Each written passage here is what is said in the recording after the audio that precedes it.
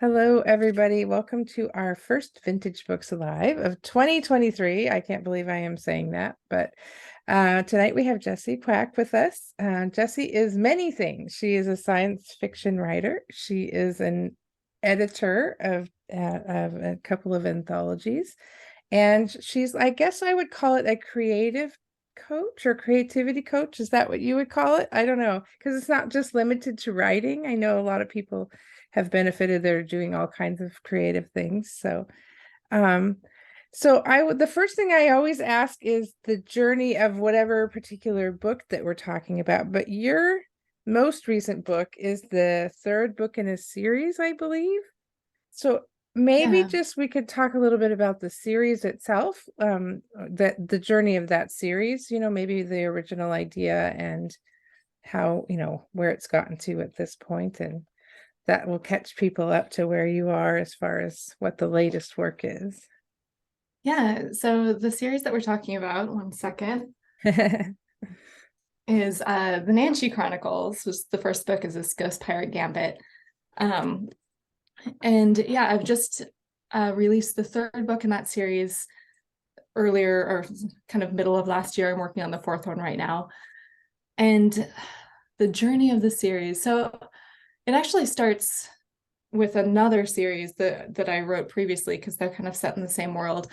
And so with that one, it was kind of a underworld Godfather meets The Expanse, a lot of kind of political machinations and twisty characters and politics and things like that. And it was really fun, but I wanted to write something that was more lighthearted and more kind of adventurous. And so there were a couple characters that were mentioned in this original series that I thought would be really fun to follow their journey. And so this Nancy Chronicles is a series of like space pirate adventures, following Mm. a captain who is pretty reluctant to have any new crew on her ship because she likes her privacy, and kind of a grifter who fought on the opposite side of a civil war from her, and them kind of ending up on the same ship. He's now part of her crew, and then the romance that develops over the three books, um, as the crew comes together and those two come together. And now I'm on to book 4, and the crew's gelled and the couple's gotten together, and I'm like, yes, we're just off to the races doing Now adventure. we can go. Yeah. So what's the hardest thing for you about writing a series? Like, because especially one that's more than maybe a duology or a trilogy, because your first series was how many? 4 or 5 books? It was 5 books like in the Okay. series, and then 3 prequel novellas because I made things complicated. Of course. What is the biggest challenge when you're writing a series where you've got to keep in your head, what's been going on, the continuity you have to keep track of and stuff. What's the hardest for you to manage when you're trying to deal with over several different books? Yeah. The I would say, so I'm kind of approaching both series differently. So in the first series, it's the 5 books is like an overarching story that begins on page 1 and ends on it's like 500,000 words worth of books. And so I had keeping that entire story arc in mind was really tough, especially because I didn't really know where I was going when I started. So I kind of started around book 3. I was like, okay, I feel like I'm at the midway point. I can probably land this in 2 more books.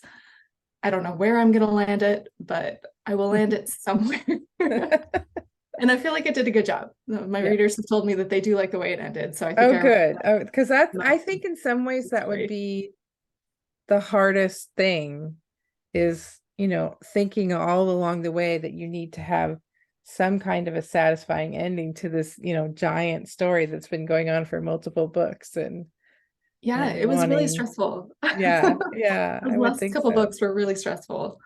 But this series is more, the Nancy Chronicles is more, each book is kind of its own separate adventure, mostly based around like a heist. If you've seen the TV show Leverage, I took a lot of inspiration from that. So it's kind of a plucky band of criminals. Each book, they're going off on a different job to kind of help somebody, but they have to, con the bad guys and that sort of thing. So because of that, it's a lot more episodic. The books are a little bit shorter.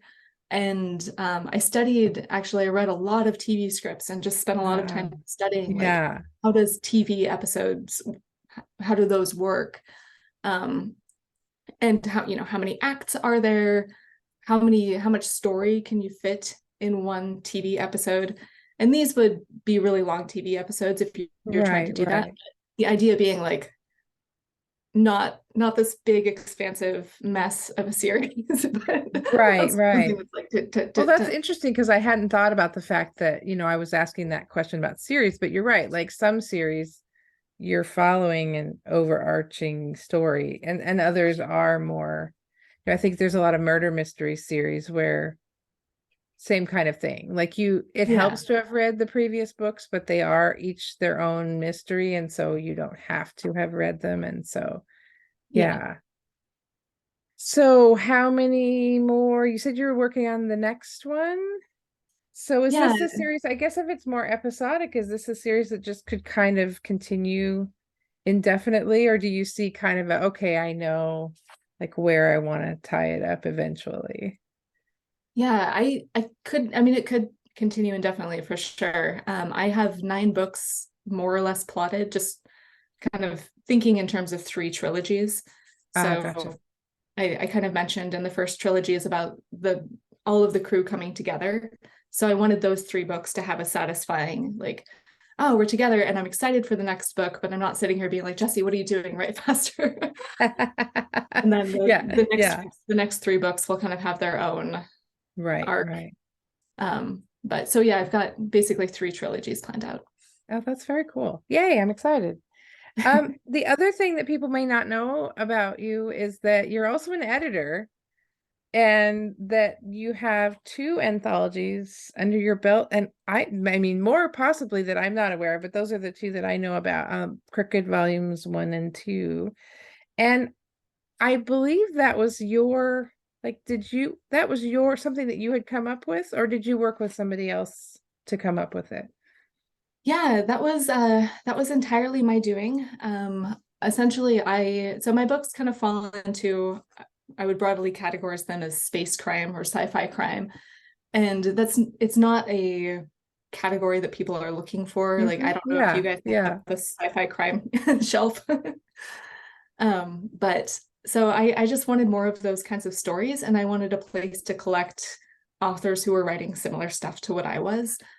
So that was the kind of the genesis of these Crooked anthologies. And so each of what kind of sets them apart is each story is set in a larger universe. So for example, the 2 stories that I have in the anthologies, they're set in the Nancy Chronicles world.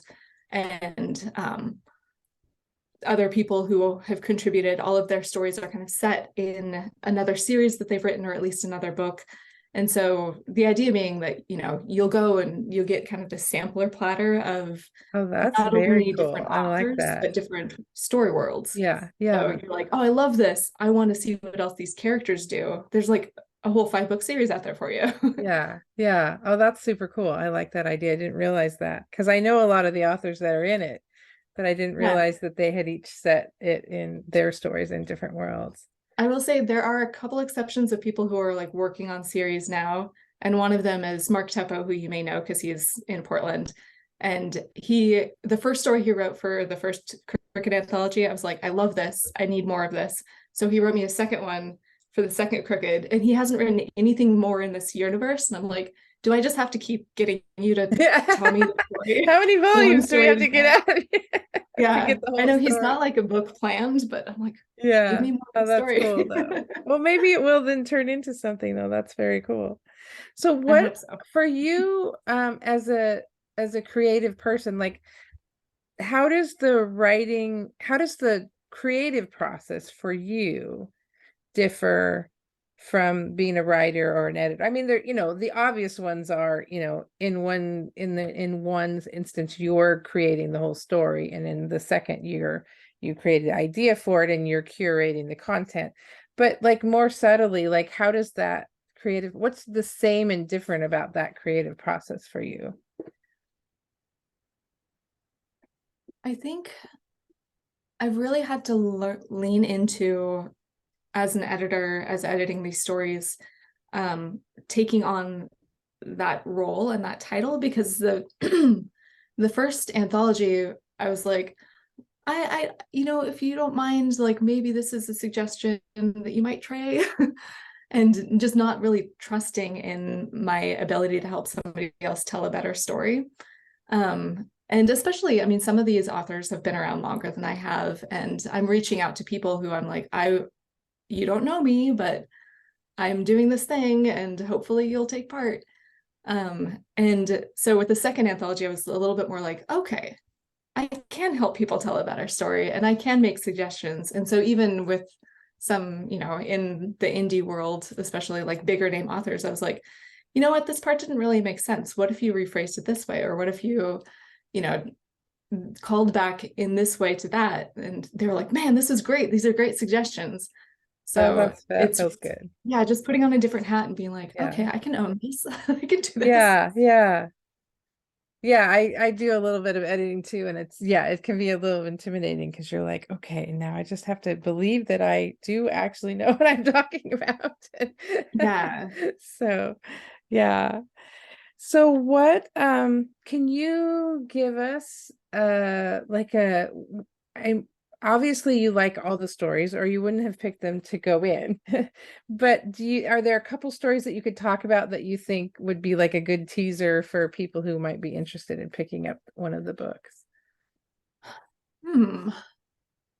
I would say it's because the theme is sci-fi crime. There's a lot of sort of seedy underworld and dark, like, hitman and mafia sort of stories. And so as I was soliciting these stories and curating them, it was really trying to find a balance between like, okay, there's a lot of downers and they're good. I like these stories, but like I need some funny stuff in there too. And one of my favorite stories is actually from a couple of sisters, um, Diane and Marianne. Yeah, Diane and Marianne Davidson, and they go by Maddie Davidson as their pen name. And they're the first story in Crooked Volume 2, and it's just so funny. It just caught me from the first line. The first line is something about like, mining for blah blah blah is hard because of this, that, and the other thing, and it starts out very kind of sci-fi, like dry. And then the final sentence is, and it also wreaks havoc on my manicure. And I was just like, oh, what is this? This is great. Tell me more. And it That's a just good goes from beginning. I there, and like it's just that. kind of utter chaos. Yeah. No, So I that love would be a that. good I'm fun kind one. of obsessed with beginnings because I just feel like really good beginnings can set the whole, and they were like, well, yeah, I want to know more about this. Yeah. So, let's see, I'm going to peek over because I have this written all down and I have gotten to the point where I forgot what's next. I have to say, I really appreciate your cat in the background. Oh, can you see them? Yeah. Are you fighting? Are you guys Oh, there's fighting? more than one? There's I can't just. two. Oh, okay. You guys want to come and say hello? We have two black cats and they're brothers. Uh, And Dad's watching football in the other room, so I had shut the door so he didn't have to worry about turning it way down. But they both got stuck in here with me, so they're having a little wrestling battle. nice. I love Zoom cats. Pardon? I love Zoom cats. Yes, me too. Zoom cats, Zoom dogs. Any pet on Zoom is the best thing ever. I just have Zoom plants. We don't have any pets. Yes, I love your plants though. They're very pretty. It's funny though, like any sort of organic thing, whether it's a pet or a plant or something, just makes everything feel more homey when you're Yeah. talking to somebody like via technology.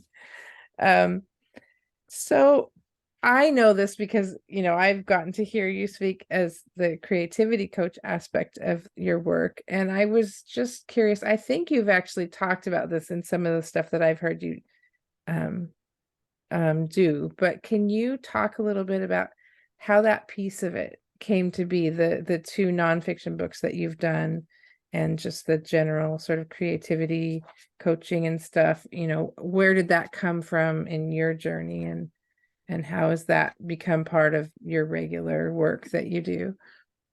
Yeah. It's actually about to be 3 nonfiction books. So Oh, the third yay, one good. is kickstarting. It's also out with Microcosm Publishing, and they're going to start kickstarting it this week. So Oh, that'll be yay. fun. Okay. Well, at the So, end, I'll get more details about that because I definitely want yeah. to post that. So the 3 books are From Chaos to Creativity, which is kind of a general productivity guide for people who maybe have tried to find a productivity system, but nothing has really clicked. And so this is kind of a do-it-yourself, choose your own adventure way of finding something that works for you and your specific creative brain. And then the second book is specifically geared towards writers, and it's called From Big Idea to Book. And that one is, again, kind of more choose your own adventure. Like the writing process is different for everybody. Here's some different things to try. And then the third book, which is coming out soon, is kind of a how-to guide for freelance writers. So specifically for like business copywriting, which is how I've made my living for the past 10 years. So it's kind of if you've been freelance curious, here's what you need to know. Yeah. Here's the quick and Oh, dirty that's guide to great. get started. Yeah. Um, Yeah. So so how did that how, journey start? oh, Yeah. yeah. So how these all came about was basically because of my freelance career. So I was working as a children's catalog copywriter. It was my like very first and only like full-time desk job. And I was so resentful of like my best creative hours being taken up by somebody else's job and somebody else's work. And so I was like, I want to be a freelance writer. I want more flexibility. But then as soon as I started freelancing, because I was starting from like the bottom, I was working constantly. I was working weekends. I was not having any time to do my own writing. So it was like, it went from hard to find time to writing to like, I'm just not writing my own stuff at all. And so basically it was like a struggle of, okay, how do I get more organized? How do I manage all of the freelance stuff and the fiction stuff? How do I make that work? And I got pretty good at it. Like I would say I'm pretty good at organizing my own stuff. I wouldn't I feel uncomfortable saying that I'm an expert, even though I've written multiple books about this. But I'm pretty good. And so I essentially, just because of I got this obsession with wanting to get my own process better, that's where these books came from. I was talking with Ellie Blue, who is one of the editors at Microcosm Publishing, and we'd been talking about a fiction book that I might pitch to them, and that wasn't really working out. She's like, well, what else have you got? And I said, I've always wanted to write a productivity guide, like a getting things done, but for like creative people. And she's like, sold, let's do it. Yay. So that's where the first Yeah. book came from. That's great. Hey, guys. It's like two little kids back there wrestling. So you've kind of answered this question already, but you've got the third nonfiction title coming out, and you're working on the fourth book of this series. So do you have, and you said you had others planned. So is that Mhm. kind of the next thing? Is there other stuff that's kind of out on the edge of the horizon, different series or anything like that? Or are you just pretty much focusing on this particular series for now? I on my run this afternoon, I had like 5 different book ideas, and I was like, and I think that happened because I'm such a shiny object person, and I've been really stuck on this draft of book 4. And just like yesterday, I was like, okay, I finally figured it out. I've got it all sorted. I'm excited for what's happened. And so my brain immediately is like, oh, but what about this? What about this? So I am forcing myself to Oh just my write those goodness. in a file I don't know somewhere. anybody who does that. No, I don't want to. This is um, boring now. Let's go do this other thing. I know. So yes, my focus is going to be on the next 3 books of the Nancy Chronicle series, and then I'm not sure what's after that. Yeah. Well, 3 books away is a little bit of time, so you got some time to think It about it. is. Pretty sure your brain will come up with something. Oh yeah. I have like a kind of fantasy police procedural idea that I've been wanting to do for a while that That would be interesting. I Because think it's would be fun. interesting. Like it, I think it's really interesting the comment you made about like sci-fi crime, because I think to like our, mystery and thriller section at Vintage, and there's some like stuff that has a little sci-fi threaded through it. Like I think of like Michael Crichton's Sphere, stuff like that, where there might be some element of technology or something that doesn't actually exist yet, but the rest of it's fairly contemporary. And I think, you're right, there isn't all that much crime writing that's also got a sci-fi sort of thriller setting. So now I got to go back and read all the Crooked volumes to see all the other people writing in the same one. I'm curious, yeah, why sci-fi? What captured your imagination when you were first starting out writing that was going to be where you ended up? I think my very first books were actually all fantasy, and I think I love exploring a different world, and I loved Yeah. reading a lot of sci-fi and fantasy when I was growing up. And I don't I couldn't say exactly why I ended up writing more sci-fi than fantasy, but that's a lot more what I read these days. I think maybe it lends itself more to kind of that faster paced, more thriller pacing that Yeah, I yeah. enjoy. Which is why when I say like I want to write a fantasy, like secondary world fantasy police procedural, I'm like, I don't know where in the market that lands. But I would enjoy it. Yeah, yeah. No, you're right though, in a way, because like sci-fi kind of takes the now and goes forward. So you can kind Mhm. of take the whatever works in a contemporary fiction and kind of just move it into a another world. Whereas fantasy feels it almost always ends up feeling historical at some level. Yeah. So maybe that's part of it too. Sometimes I Hmm. feel like there isn't all that much difference between sci-fi and fantasy, at the core, other than just, does it feel old or does it feel futuristic, really? But Yeah. yeah, yeah, I'm in the middle of the Locked Tomb series, and also an interesting mix of sort of contemporary sci-fi elements, but also some fantasy elements. And so, yeah, it's kind of fun how to think about why do we call some things fantasy and some sci-fi, and what makes them different and the same. And so that's really fun. Yeah.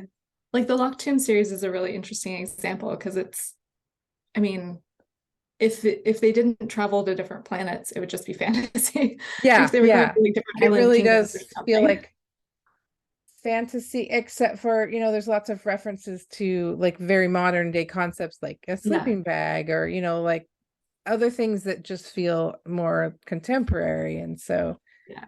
but then there's other elements where like, yeah, that's just straight up fantasy. So it's fun to think about genres and why, what the differences are and everything. But Hmm. and I always love the idea of mixing genres too, because it's like, sometimes things get so siloed and it's like, well, why do they have to be separate? Why can't they just be together? So, Yeah. but well, I'm gonna open it up. If anybody, we are recording, just to remind folks that came in a little later.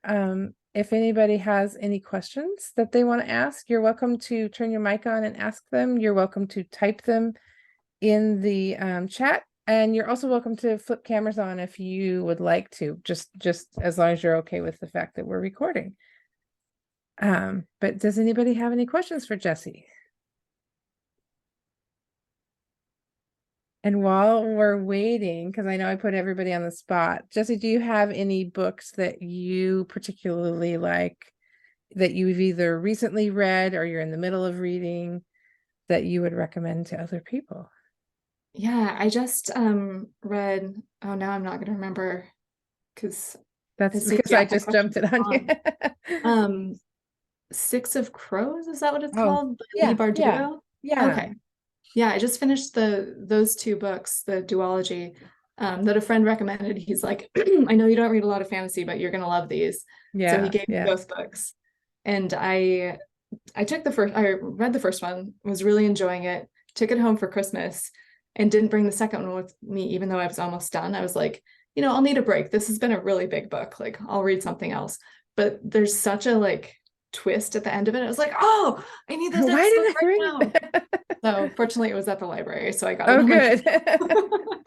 Yeah, my understanding is that the show that they made blended that series and then the Shadow and Bone Oh, series. okay. So Yeah, I haven't read that any of there are her other pieces stuff. of both of the series in the show, and evidently I haven't, it's been on my list, but I haven't read those yet, but they look really good. Yeah, So, I loved those two books. so did anybody have any questions? I have a question. Sure. Okay. Well, Greg and John, you may not know I'm Jesse's mom. But Jessie started, I'm wondering, well, Jessie started writing in kindergarten. She's writing these 2 or 3, 4-page, I don't know what you would call them, but they were just fun little stories. And then I remember her in middle school up in her grandma's treehouse writing stories. And I am not a writer. I just do not like that. What makes you like it? Made you do it to begin with? How come you're a writer? How or write? I really enjoy telling myself stories. And I guess I just wanted to write them down for, I don't know, posterity's sake, or just the practice of it, or I don't know why I originally started writing the stories, but I would always tell myself stories, whether we were just like driving in the car somewhere or on the bus. I had a pretend cat that I would like walk, like a giant cat that would like follow along the bus and like jump over things. I've always loved cats, which is why I was commenting on yours. And I would just like sit there on the bus and entertain myself by watching the cat jump over things and sniff around and Yeah. have antics. So I've just always made stuff up, and mostly to entertain myself. And yeah, I guess maybe just the characters, the voices have always been in my head, and I write them down because otherwise they'll stay there. Because they won't shut up. Yeah. So Greg and John are actually also both writers, so you guys might Yeah. No, have a I think similar that's a experience. really interesting question, because I would say the same thing. I've always told myself stories. I lay in bed at night and that's how I get myself to go to sleep. And Yeah. so, it's like you are just a writer, and whether or not you choose to write them down, it's constant. Like there's always a story going in my head. And actually I get stressed out when there isn't one. Like if I don't have anything in my head, It's then my weird. brain goes off and wants to like think about other worrisome things like that. Telling myself stories is a way to avoid having my brain do other problematic things. But yeah, you can go ahead, Gregory and John, if you want to answer that too, since I think it's interesting to hear different people's perspectives. I don't know. I didn't come prepared for That's being okay. I know, we're like, like to ask a ta-da, this is a question. quiz. I don't know. Maybe John wants to speak up. I think he had a question in chat actually, so Yes. mine because he got in there first. Yeah. John asked, and I apologize, John, you may have been in the waiting room for a couple minutes before I noticed that you were there. He asked, what stories would you say were most influential for your Nancy Chronicles series? And we have about 5 minutes left, just to let you all know. I think probably Firefly would be a big influence. Like I love the plucky crew and the fun crew dynamic. And I just love stories about like a group of people who've got each other's back, even if they don't always like each other. and the kind of witty banter and the fun space adventures and space western. So, I mean, that and Leverage, which I already mentioned as like it's kind of a similar thing, right? The plucky crew that's got each other back, even if they're kind of bickering and have a lot of witty banter. So those, I think, would be my two biggest influences for the Nancy Chronicles. Cool. Anybody else before Yeah, we? I have one in the Yeah, waning go minutes. ahead. That's all right. Yeah. I have kind of an open-ended question, so I guess you can answer it however you want, but I'm interested in your approach to genre, and specifically, you had mentioned science fiction as the primary and then having a big crime influence. And I've been reading a little bit more about genre lately as far as, the story elements, not only but the structure. And I'm wondering, when you think about genre, do you think about the structure too, or is it more for you those familiar tropes, like, the crew and exploring space and things like that, or is it something else? Yeah, I guess I think about both. And we talked a little bit about fantasy versus sci-fi, and fantasy kind of having a different feel to it than sci-fi does. And it doesn't have to. Sci-fi can also have a big epic feel.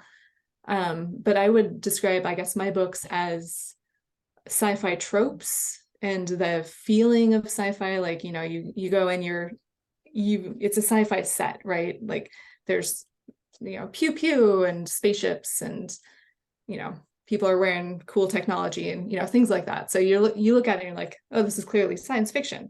It has a spaceship on the cover. Look at that. But then the pacing, the structure of it, my books are very like thriller pacing.